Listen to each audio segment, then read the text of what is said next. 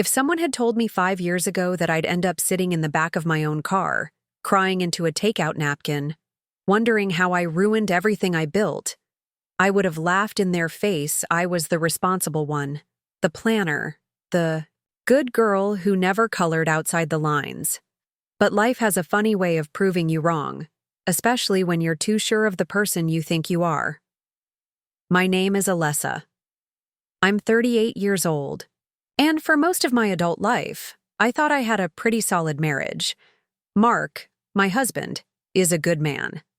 The kind people say you're lucky to find. He's dependable, respectful, hardworking, one of those quiet types who never makes a scene. We met when I was 25 and working as a receptionist at an accounting firm. He came in as a client just out of grad school, trying to get his new real estate business off the ground. I liked his confidence and how he always looked me in the eye when he spoke. He wasn't flashy or overly charming, but he was kind and thoughtful. We dated for about a year before he proposed, and 6 months later, we were married at first. Life was everything I dreamed it would be. We had a modest home in the suburbs, took a few vacations each year, and had Sunday dinners with his family. I even liked his mom, which I guess is a rare win. Mark worked long hours, especially as his business started growing, but I didn't mind. I took care of the house, managed our finances, and worked part-time at a local library. We didn't have kids, not for lack of trying, but it just never happened. After a few years of trying and a couple of rounds of fertility treatments that led nowhere, we stopped talking about it. It was a quiet kind of grief that settled between us, unspoken, but always present. Things changed, slowly in ways I didn't notice until much later. It wasn't one big moment, no dramatic betrayal or blowout fight. It was just distance, like someone had dimmed the lights in our home little by little until I could barely see the person I was. Living with Mark grew more distracted, always on his phone or his laptop, even during dinner. Conversations became surface level. How was your day? Did you remember to pay the water bill? What do you want for dinner? That sort of thing. I tried bringing it up a few times. I told him I missed us, that I felt like roommates more than husband and wife. He'd always nod, sometimes apologize, sometimes blame work stress, but nothing really changed. I started feeling invisible. I stopped dressing up, stopped trying to make nice dinners, stopped initiating conversations. Eventually, I stopped expecting anything at all. And then I met David. It was a Tuesday, and I only remember that because I always worked the front desk at the library. On Tuesdays, I'd been there for 8 years by then. Same small town, same regulars, but David was new. He walked in looking kind of lost, wearing a rumpled jacket and holding a notebook, like he wasn't sure what to do with it. He asked me where the biographies were, and I pointed him toward the back. That should have been the end of it, but he came back the next week, then the week after that, then twice a week. Sometimes he'd ask for help finding obscure history books. Other times he'd just chat for a minute at the counter. He said he was a writer working on a book about local veterans, though I never saw him read much. He mostly scribbled in that notebook of his, brows furrowed like the world was weighing heavy on his mind. At first, I didn't think anything of it, but I'd be lying if I said I didn't start looking forward to seeing him. It was harmless, or at least that's what I told myself. I wasn't flirting. We didn't exchange numbers or meet up outside of the library. But there was a softness in the way he spoke to me, like he actually saw me, not as a wife or a receptionist or a woman, past her prime, but as a person worth talking to. One afternoon, we got to talking about books. I told him I loved reading as a kid, how it was the only place I felt truly understood. He asked what my favorite book was, and I told him it was Rebecca by Daphne du Maurier. His eyes lit up like he actually knew it, and we spent the next 30 minutes talking about the characters, the setting, the mystery. I hadn't felt that engaged in a conversation in years. Still, I kept my distance. I wore my wedding ring. I never mentioned. I was unhappy. I told myself that as long as I wasn't doing anything physical, I wasn't doing anything wrong. But emotional cheating is a real thing. I know that now, I just didn't want to admit it back then. The first time I met David outside the library, it was an accident. Or maybe that's just what I told myself. To feel better, I was grabbing coffee on my lunch break, and he was there sitting by the window with his laptop. He waved me over. I should have walked away, but I didn't. We sat and talked for over an hour. I told him about my job, how repetitive it felt, and how I sometimes wished I'd done more with my life. He told me about his failed marriage, how his ex-wife said he was emotionally unavailable. Even though he thought he was just quiet, there was a tenderness in his voice. Like he'd been hurt but didn't let it make him bitter. I found myself leaning in closer without realizing it. After that, we started seeing each other more. Still in public places, still nothing wrong technically, but we both knew what was happening. At least I did. I started dressing nicer on library days. I started wearing perfume again. I even caught myself checking my reflection in the rearview mirror before going inside. The guilt came in waves. Some days I'd go home and try to be the perfect wife, make Mark his favorite dinner, ask about his work, and even suggest we go for a walk together. He always seemed surprised, like he didn't know what to do with the sudden attention. Other days, I'd avoid him entirely, feeling like a fraud every time. He looked at me with those trusting eyes. One evening, David and I sat on a bench outside the library after it closed. It was early spring, still cold enough to see our breath. We talked about regrets, about the choices we made when we were too young to know better. He asked me if I was happy. I didn't answer. I just looked at the streetlight flickering above us and felt a knot tighten in my chest. That night, I didn't go straight home. I drove around aimlessly for nearly an hour, listening to old songs on the radio and trying not to cry. When I finally walked in the door, Mark was already in bed reading something on his tablet. He looked up and said, "Hey, you're home late." I mumbled something about traffic and went to the bathroom to cry in private. I wish I could say that was the turning point, that I woke up the next day and told the truth and made things right. But I didn't. I kept lying. I kept seeing David. I kept pretending everything at home was fine. And the longer it went on, the harder it became to pull away. Not because I loved him, I don't even know if I did, but because he reminded me of who I used to be before I started disappearing into the background of my own life. I didn't plan for it to go as far as it did. I didn't think I'd ever actually cross that line, but one rainy afternoon, I did. And that's when everything started to fall apart. The day everything changed wasn't dramatic. It didn't feel like the kind of moment that should carry so much weight. It was raining, a steady, dull rain that blurred the windows and made the whole world feel like it was holding its breath. David had texted me earlier, asking if I wanted to grab coffee. I said yes without thinking. I'd stopped pretending that it was about anything else. We met at the same little cafe we always went to, the place with mismatched chairs and the smell of cinnamon and old books. He was already there, sitting at the back, tapping a pen against his notebook like he always did. When I sat down, he smiled at me like I was the best part of his day, and maybe in that moment I was. We talked for a while about nothing really. Weather, writing, my job. I remember him reaching across the table to tuck a strand of hair behind my ear. It was such a small gesture, but it undid me completely. My breath caught. I looked away, but he didn't. He just whispered, "Lisa." Like saying my name was enough to make the world pause. I should have left. I should have stood up and walked out and never looked back, but I didn't. Instead, I followed him outside and into his car. And there, in the silence between raindrops hitting the windshield, I made the worst decision of my life. I won't go into detail, not because I want to protect myself, but because it doesn't matter what matters is the weight of it afterward. The silence that followed, the sick feeling in my chest when I got home and found Mark folding the laundry, humming some old song I couldn't name. He looked up, smiled, and asked how my day was, and I lied again. After that, nothing felt real. I went through the motions. I cooked dinner, I cleaned, I made small talk with neighbors. But I felt like I was walking through fog, constantly trying to keep my balance on a road that kept shifting underneath me. David and I kept seeing each other less often, more carefully. But something shifted between us too.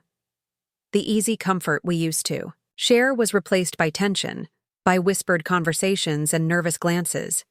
He started asking questions. When was I going to tell Mark? Did I see a future with him?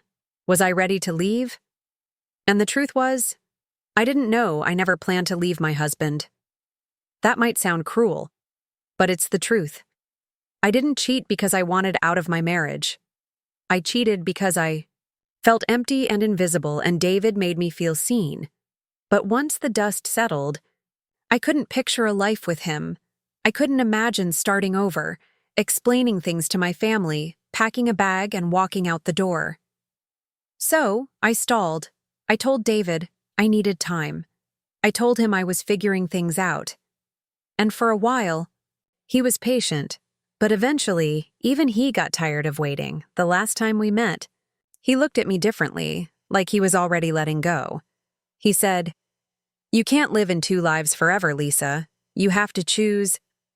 I wanted to tell him I wasn't choosing him, but I didn't. I just nodded and said I needed space, and then, for the first time since we met, I didn't hear from him again. That should have been the end of it, but secrets have a way of seeping through cracks, no matter how tightly you seal them. Mark found out 2 weeks later. It was a Thursday. I came home from work and found him sitting at the kitchen table, his phone in one hand, my journal in the other. I'd been stupid enough to write things down, feelings, memories, pieces of guilt I couldn't say out loud.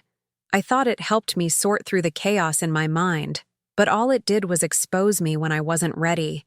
He didn't yell, he didn't throw anything. He just looked at me, eyes hollow, and said, "How long?"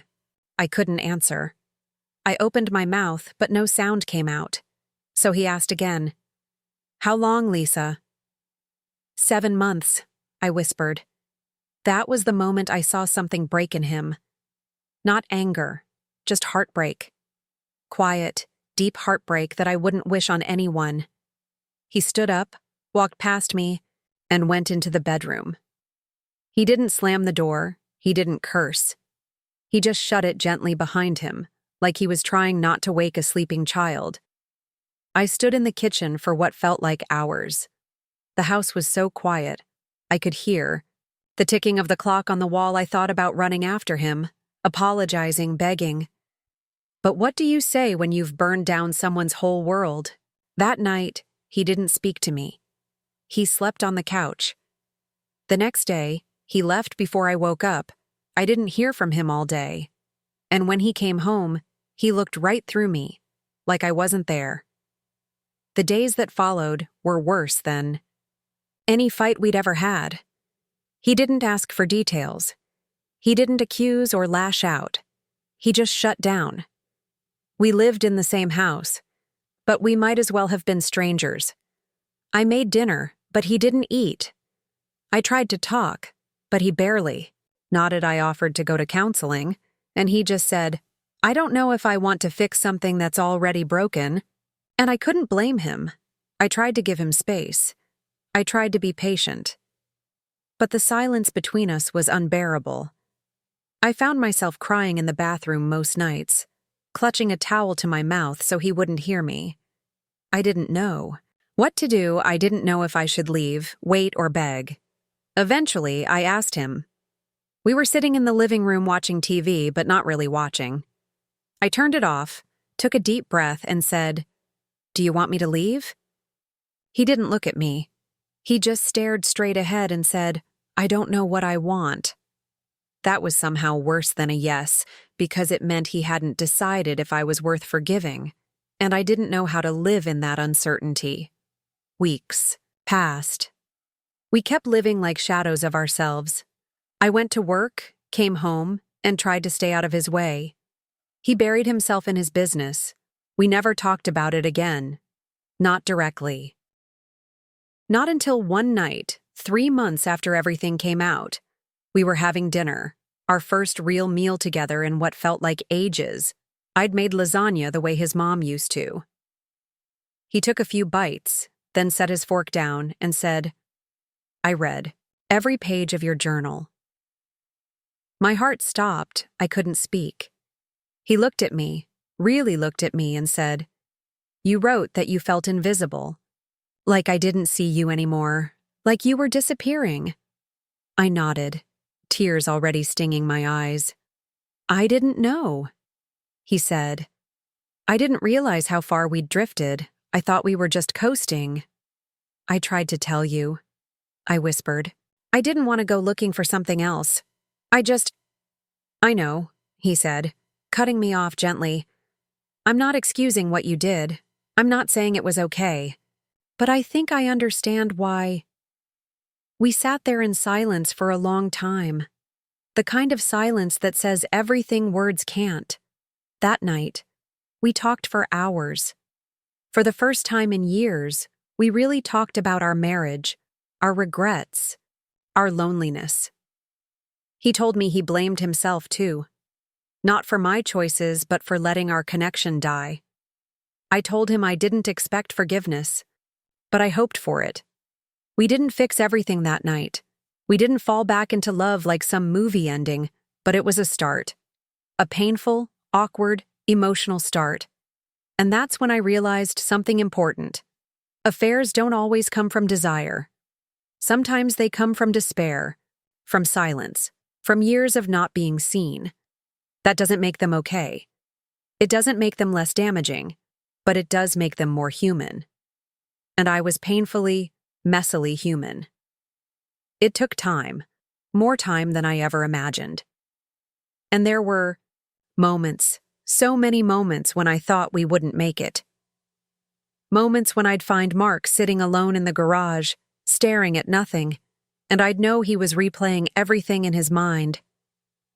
Moments when a silence between us felt like a canyon, and I wondered if we'd ever really close it, but we kept trying.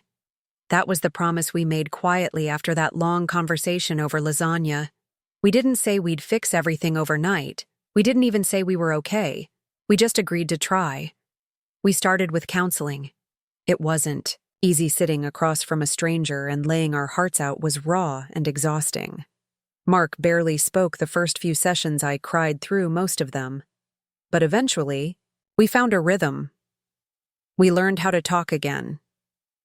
Really talk. Not just about the affair, but about the 1,000 little hurts that had been building up long before it. I told him how invisible I felt, how I'd started to believe that I didn't matter anymore. He told me how overwhelmed he'd been with work and finances, how he thought he was being a good husband by providing, even if he wasn't fully present. We unpacked our pain like old boxes we'd shoved into the attic, dusty and forgotten but still heavy. And slowly, something began to shift. We started spending time together again. Not because we had to, but because we wanted to. A walk after dinner, a movie night on Fridays, little routines we had lost. I saw glimpses of the man I fell in love with, and he saw pieces of the woman he thought he'd lost one night, months into this slow rebuild. He took my hand as we were walking through the neighborhood. It was such a simple thing, but I hadn't realized how much I missed the warmth of his touch. I looked up at him, and he just smiled, like maybe he was starting to believe in us again. Forgiveness didn't come all at once, and I didn't expect it to. Some days were still hard. There were still triggers, songs, places, memories that brought it all rushing back. But the difference was we faced them together. We didn't shove the pain away or pretend it wasn't there. We acknowledged it, held it, and kept walking. And I stayed honest. That was my vow to him. No more secrets, no more silence. If I was hurting, I told him. If he was struggling, he shared it. We stopped hiding from each other 1 year after he found out. We went away for a weekend, just the two of us. No distractions. We stayed at a small cabin near the mountains where everything was quiet and slow. One night, sitting by the fire, he turned to me and said, "I never thought I'd get past it, but I have. Not because I forgot, but because I see how much you've changed and how much I needed to change too." I cried that night for everything we'd been through, for everything we'd nearly lost, and for everything we were starting to rebuild. I know some people will never understand how a marriage can survive something like this, and that's okay. I used to feel the same way. I used to think that betrayal meant the end. That trust, once broken, could never be repaired. But life isn't black and white. People aren't perfect. We're all flawed. We all mess up. And sometimes we hurt the ones we love the most. Not because we stopped loving them, but because we stopped seeing them. Mark saw me again and I saw him. We're not the same couple we were before. In some ways, we're better, more honest, more intentional, more aware of how easily things can slip through the cracks when you stop paying attention. I'll never defend what I did. I carry that regret with me every day. But I also carry gratitude for the second chance, for the man who stayed, for the love that bent but didn't break. This is our story, flawed, messy, human, and still somehow full of hope.